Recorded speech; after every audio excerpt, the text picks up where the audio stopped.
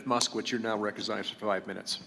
Thank you, Mr. Chairman. The assassination attempt against President Trump on July 13th was a chilling moment in our country's history. This task force is committed to ensuring that security failures on July 13th never happen again. We thank you for being here, gentlemen, to help provide the task force transparency and answers to the American people. There were a host of issues with planning and execution of the July 13th rally, including communications failures. I'm familiar with communications issues. As the former director of emergency management for Florida, I was the first emergency management agency to institute FirstNet for everyone in my emergency management agency and all of our CERT components. Additionally, I helped establish the Marjorie Stoneman Douglas Commission after a shooting at my high school in Parkland, which also had radio throttling and cell phone issues, major communication issues where police departments couldn't talk to each other even though they were at the same site. Sergeant Lentz, were there cell phone issues on July 13th, and if so, what were they? There certainly were. As more and more people started to arrive, it seemed that cell phone communications started to fail.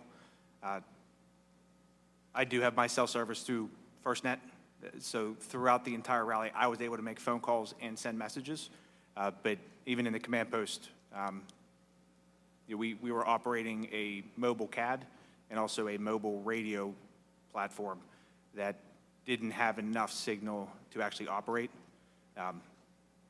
So we switched back to just using portable radios. Right. And just for the edification of people watching at home, following the communication failures on September 11th, 2001, the 9/11 Commission recommended the creation of a nationwide communications network that would include priority and preemption capabilities for our first responders. FirstNet was AT&T, Frontline was Verizon, and those plans allow priority and preemption capabilities for first responders to prevent that sort of thing. And so, Sergeant Lentz, to your knowledge, did any law enforcement personnel who had access to FirstNet or Frontline on July 13th report issues with their cell phones? So Frontline or FirstNet people, did they have any issues? To my knowledge, no, they worked the entire time. My pictures were a little bit slower to send, but they did go through. Yeah. Which members of local law enforcement can access Frontline or FirstNet? Do local law enforcement departments provide those? I do not know. Mine is actually my personal phone that I set up through FirstNet. Right, so you have to pay for that yourself? Yes. To have priority to make sure you can communicate? Yes. Right, okay. At the July 13th event, a local sniper sent pictures of the shooter to other local law enforcement officers approximately 45 minutes before the shooting at 5:34 p.m.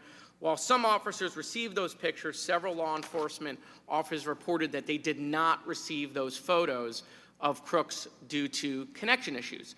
Sergeant Lentz, our understanding is that everyone who had FirstNet was able to receive the pictures of crooks. Is it your understanding as well? Yes. Okay. To your knowledge, were the local law enforcement officers on the ground in Butler on July 13th that had FirstNet or Frontline, were any of those unable to receive it? Not that I've heard. Okay. Would all local law enforcement having access to FirstNet or Frontline help improve communication issues at major events, in your opinion? Yes. It's long been known that when you get a very, very large crowd of people, the cell system can only handle so much. At the 2020 rally, there was actually a FirstNet truck, I believe, that had been driven there and deployed as an additional cell tower. And I do not believe that occurred at this rally. But it does seem that the FirstNet is a very, very good option to make sure we have cell phone capabilities. Right, so I just want to think about it, right? So the 9/11 Commission recognized this in 2001. We created a solution, and yet it's 2024, and we're still not implementing that solution at the highest levels of our security agencies to keep former presidents safe, for law enforcement on the ground who are a part of that, for Secret Service who is a part of that.